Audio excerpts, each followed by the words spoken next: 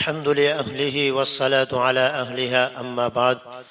محترم سامعین، ہم نے ابھی 20-22 دن پہلے گودرا کے شیخ الحدیث حضرت مولانا مفتی ابراہیم آچودی رحمۃ اللہ علیہ کو ہم نے کھویا ہے۔ ایک بہت قیمتی ہیرا ہم سے جدا ہو گیا۔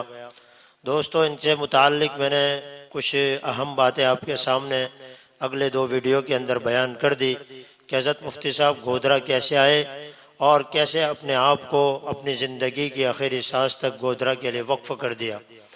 اب مفتی صاحب کی چند خصوصیات ان کی زندگی کی جو ہے وہ آپ کے سامنے بیان کرنا مقصود ہے۔ حضرت مفتی صاحب نے اپنی زندگی کے اندر حدیث پاک کے اندر عمل کر کے بتایا کہ من تواضع للہ رفعہ اللہ، کہ جو اللہ کے لیے تواضع اختیار کرتا ہے اللہ تعالیٰ اس کو دنیا کے اندر بھی بلند و بالا کرتا ہے اور آخرت کے اندر بھی اللہ تبارک و تعالیٰ اس کو کامیابی عطا فرمائیں گے۔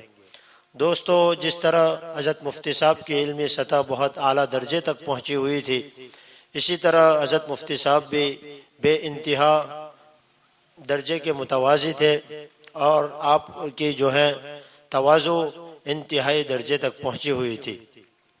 اس کے بارے میں استاد مرحوم حضرت مولانا انجد شاہ کشمیری رحمۃ اللہ علیہ کی ایک بات سنانے کے اوپر فخر کے طور پر آپ کو سناتا ہوں کہ حضرت مولانا انجد شاہ کشمیری رحمۃ اللہ علیہ کہتے تھے کہ اس آدمی کی تواضع نے بھی تواضع اختیار کر لیا ہے۔ اتنے انتہائی درجے کی ان کی تواضع تھی۔ اپنی زندگی کے اندر کبھی کسی منصب کو انہوں نے دل سے نہیں لگایا۔ منصب کو یہ منصبوں سے بہت دور بھاگا کرتے تھے، کوسوں دور بھاگتے تھے، اور کبھی عام طور پر جلسے جلوسوں کے اندر جانے کے ان کا مزاج نہیں تھا، لیکن ابھی اگر کسی جگہ پر جانا ہو بھی گیا تو عام لوگوں کے ساتھ بیٹھنے کو پسند کرتے تھے۔ زندگی کے اندر کبھی انہوں نے اعلیٰ قسم کا کپڑا بھی نہیں پہنا، ہمیشہ مدور کپڑے پہنتے تھے، اور ان کی زندگی کے اندر 2-3 جوڑ کپڑے ہوا کرتے تھے۔ سردی سے بچنے کے لیے ایک صدری ہوتی تھی اور گرم ٹوپی ہوتی تھی۔ یہی حضرت مفتی صاحب کی کل کائنات تھی۔ حضرت مفتی صاحب کا ایک واقعہ میں سنانا چاہوں گا کہ ایک مرتبہ مجھے یاد پڑتا ہے کہ حضرت مولانا سالم صاحب خطیب الاسلام حضرت مولانا سالم صاحب قاسمی رحمۃ اللہ علیہ جو ہمارے استاد بھی ہیں، ان سے ہم نے بخاری کے شروع کے 3 پارے پڑھے ہیں۔ تو ایک مرتبہ وہ گودرا تشریف لا رہے تھے، تو ان کی جو گاڑی تھی، ٹرین جو تھی، وہ رات کو 2:15 بجے راجدھانی ایکسپریس تھی۔ تو ریلوے کے اسٹاف سے بات کر کے، ریلوے کے افسر سے بات کرتے، گودرا کے کچھ علماء نے یہاں پر ٹرین رکنے کا انتظام کیا تھا۔ اب رات کو 2:20 کے اوپر یا 2:30 بجے کے قریب ٹرین کا وقت تھا، تو حضرت مولانا سالم صاحب کو یہاں گودرا اسٹیشن کے اوپر اتارنا تھا۔ تو چونکہ رات کا وقت تھا، لیکن علماء کرام کی بے انتہا محبتیں حضرت مولانا سالم صاحب رحمۃ اللہ علیہ سے تھی، تو کافی علماء رات کے 2:30 بجے اسٹیشن کے اوپر لینے کے لیے حضرت کے استقبال کے اندر پہنچے۔ اس میں والد محترم کے ساتھ اور حضرت مفتی صاحب رحمۃ اللہ علیہ، یہ تمام کے تمام ہم ساتھ میں پہنچے ہوئے تھے۔ تو ابھی گاڑی کو آنے کے اندر دیر تھی، کچھ دیر باقی تھی، تو حضرت مفتی صاحب کو دیکھا کہ بہت سارے لوگ وہاں بیٹھکوں کے اوپر بیٹھے ہوئے ہیں، تو جگہ نظر نہیں آئی کہیں بیٹھنے کے لیے۔ تو حضرت مفتی صاحب نے چادر طلب کی کہ اگر چادر ہے تو اس کو بچھا کے زمین پہ بیٹھتے ہیں، لیکن اتفاق کی بات تھی کہ کسی کے پاس چادر نہیں تھی۔ تو مفتی صاحب نے اپنے چپل نکالے اور چپل کے اوپر ہی حضرت مفتی صاحب بیٹھ گئے۔ تو سادگی کی بھی انتہا تھی کہ حضرت مفتی صاحب نے ذرا بھی عار محسوس نہیں کی اور اپنے چپل اتارے اور اسی کے اوپر بیٹھ گئے۔ تو یہ مفتی صاحب کی تواضع کا عالم تھا۔ اب آگے چلیں کہ حضرت مفتی صاحب نے اپنی زندگی مکمل طور پر اتباع سنت کے مطابق گزاری۔ حضرت مفتی صاحب اٹھنے بیٹھنے کے اندر، سونے جاگنے کے اندر، مسجد کے اندر جانے میں، مسجد سے نکلنے کے اندر، زندگی کے ہر شعبے کے اندر سنت کا بہت خیال رکھتے تھے۔ چنانچہ الحمدللہ حضرت والد محترم کی برکت سے اس عاجز کو بھی کئی مرتبہ ان کے ساتھ سفر کرنے کا موقع ملا، اور خاص طور پر ان کے گاؤں آچود کے اندر بہت جانے کا موقع ملا۔ وہاں پر جاتے تھے تو ان کے بھائی اسماعیل ہمارے میزبان ہوا کرتے تھے، لمبا چوڑا دسترخوان بچتا تھا اور مہمانوں کا اکرام جو ہونا چاہیے اس سے کئی گنا زیادہ اکرام کیا کرتے تھے۔ تو الحمدللہ اس عاجز کو کئی مرتبہ حضرت مفتی صاحب رحمۃ اللہ علیہ کے ساتھ سفر کرنے کا موقع ملا، تو سفر کے اندر جب ہم ان کو دارالعلوم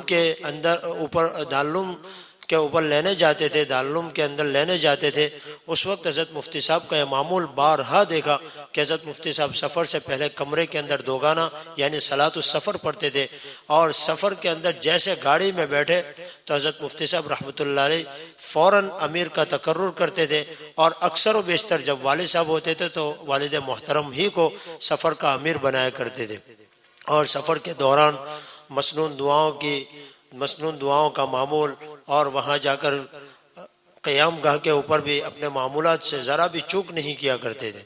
تو حضرت مفتی صاحب اتباع سنت میں بھی انہماک کے ساتھ اس کے اوپر عمل کرتے تھے، اور سنتوں کو ایک ایک چیز کے اندر سنتوں کو گویا ڈھونڈ کے اس کے اوپر عمل کرنے کی کوشش کرتے تھے، بلکہ حضرت مفتی صاحب کے کسی بھی عمل کو ہم نے سنت کے خلاف یا سنت کو چھوڑتے ہوئے کرتے الحمدللہ ہم نے کبھی نہیں دیکھا۔ تو اتباع سنت کا یہ عالم تھا کہ ہر حال کے اندر سنت کے مطابق ہر عمل کو انجام دینے کی حضرت مفتی صاحب کوشش کیا کرتے تھے۔ اب آگے چلے کہ مفتی صاحب کی جود اور سخاوت، یعنی آپ جو ہیں سخاوت کے اندر بھی انتہا درجے تک پہنچے ہوئے تھے۔ حضرت مفتی صاحب اکثر و بیشتر اپنی تمام تنخواہ طلباء کے اوپر خرچ کیا کرتے تھے۔ کوئی غریب یا کوئی محتاج آ جاتا تھا، آپ کے سامنے اگر کوئی تذکرہ کر دیتا تھا تو آپ اندازہ لگا دیتے تھے کہ یہ آدمی پریشان ہے، تو حضرت مفتی صاحب اپنی وسعت کے مطابق جتنا ہو سکتا تھا اس کی مدد کیا کرتے تھے۔ بلکہ ہم نے کئی لوگوں کو دیکھا کہ حضرت مفتی صاحب کے طرف سے ان کے وظائف ماہانہ باندھے ہوئے ہیں، اور الحمدللہ مفتی صاحب کی زندگی کے آخری سانس تک ان کو وقت کے اوپر پہنچ جایا کرتے تھے۔ اب آگے کیا معاملہ ہے وہ ہمیں نہیں پتا، لیکن مفتی صاحب کی طرف سے یہ انتظامات کئی لوگوں کے کیے ہوئے تھے، بلکہ مفتی صاحب نے کئی لوگوں کے قرضوں کی ادائیگی کے انتظامات بھی کیے، کئی بے گھر لوگوں کے گھروں کے بھی انتظام کیے۔ بہت ساری ایسی چیزیں ہیں کہ جس کی وجہ سے مفتی صاحب کی وجہ سے لوگوں کو یہ مددیں پہنچی، بلکہ کئی مواقع ایسے بھی آئے کہ مفتی صاحب کے پاس خود کے پاس انتظام نہیں ہوتا تھا تو مفتی صاحب کسی سے قرضہ لے کر اس کی مدد کیا کرتے تھے۔ گویا نبی کریم صلی اللہ علیہ وسلم کی یہ اعلیٰ صفتوں میں سے ایک صفت تھی کہ آپ علیہ السلام بھی کسی محتاج کو اپنے در سے واپس نہیں بھیجتے تھے۔ اگر خود نبی کریم صلی اللہ علیہ وسلم کے پاس انتظام نہیں ہوتا تھا تو وہ کسی سے قرضہ لے کر وہ محتاج اور ضرورت مند کی مدد کیا کرتے تھے۔ تو گویا نبی کریم صلی اللہ علیہ وسلم کی اتباع کے اندر حضرت مفتی صاحب بھی کبھی کبھار قرض لے کر بھی لوگوں کی مدد کیا کرتے تھے۔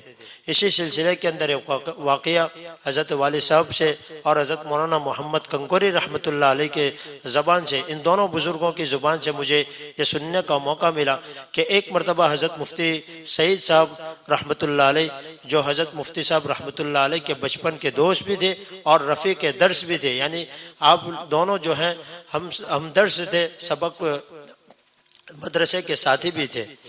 تو حضرت مفتی سعید رحمۃ اللہ علیہ کی عادت تھی کہ جب بھی دیوبند سے وہ بمبئی کے لیے ٹرین کے ذریعے سفر کرتے تھے تو حضرت مفتی صاحب کو اطلاع کر دیا کرتے تھے کہ میں فلاں ٹرین سے فلاں وقت میں آ رہا ہوں اور اتنے لوگ ہیں، تو اتنے لوگوں کا کھانا لے کر آپ میری ملاقات کو گودرا جس وقت ٹرین رکنے کا وقت ہوتا تھا وہ وقت بتا دیا کرتے تھے، اور حضرت مفتی صاحب کو اطلاع کر کے ان کو بلایا کرتے تھے۔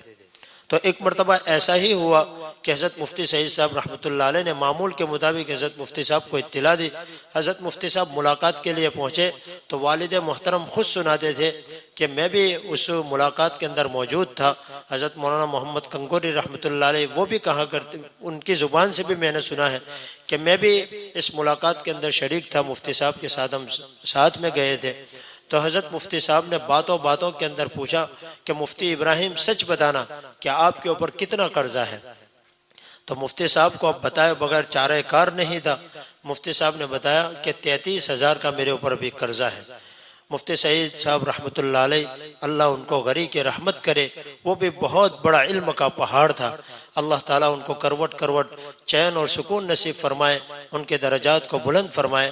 حضرت مفتی سعید صاحب رحمۃ اللہ علیہ نے جیب کے اندر ہاتھ ڈالا اور یک مشت یعنی ایک ساتھ حضرت مفتی ابراہیم آچودی رحمۃ اللہ علیہ کو 33,000 روپے دیے اور کہا کہ لو یہ میری طرف سے ہدیہ ہے۔ یہ دونوں حضرات کا کمال دیکھنا ہے کہ ایک دوسرے کا اکرام بھی کس طرح کرتے ہیں۔ ایک ان میں سے قرض میں ڈوبا ہوا ہے تو دوسرا اس طرح ہدیہ دے کر ان کے قرض کی جو ان کے اوپر بوجھ ہے اس کو اتارنے کی کوشش کر رہا ہے۔ اللہ تعالی ہمارے ان تمام بزرگوں کو اعلیٰ علیین میں مقام نصیب فرمائے، ان کے قبروں کو جنت کا باغیچہ بنائے، اور اللہ تبارک و تعالی بغیر حساب و کتاب کے ان کو جنت الفردوس میں داخلہ نصیب فرمائے۔ یہ مفتی صاحب کی چند خصوصیات تھی۔ اب انشاءاللہ مفتی صاحب کے کشف اور کرامات ان کے زندگی کے اندر جو پیش آئے ان سے متعلق انشاءاللہ اگلی ویڈیو کے اندر آپ کو بتایا جائے گا۔ دعا کریں اللہ تبارک و تعالی حضرت مفتی صاحب کی بار بار مغفرت فرمائے، اور اللہ تبارک و تعالی بغیر حساب و کتاب کے جنت الفردوس میں اعلیٰ مقام نصیب فرمائے۔ وآخر دعوانا ان الحمد للہ رب العالمین۔